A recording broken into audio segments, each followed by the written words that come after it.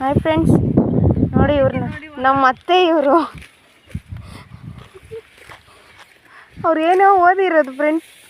ಹೋಗಿದ್ರೆ ಕೆಲ್ಸ್ಕೋಬೇಕಾಗಿತ್ತು. ಇಲ್ಲ ನಾನು ರೈತನ್ನೇ ಮದುವೆ ಆಗ್ತೀನಿ ಅಂತ ಹೇಳ್ಬಿಟ್ಟು ಫಾರಮಲ್ಲಿ ಕುಯ್ದವ್ರೆ.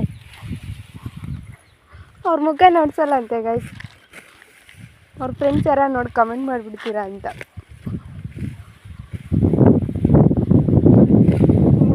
ನೋಡ್ರಾ ಏನು ಚೆನ್ನಾಗಿ ಕೆಲಸ ಮಾಡ್ತಾರೆ.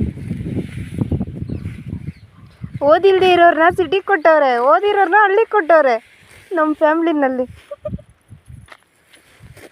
ತಾನೆ. ಇವ್ರ ಮಗಳು ಹಾಯ್ ಮಾಡು ಖುಷಿ, ಹಾಯ್ ಮಾಡು.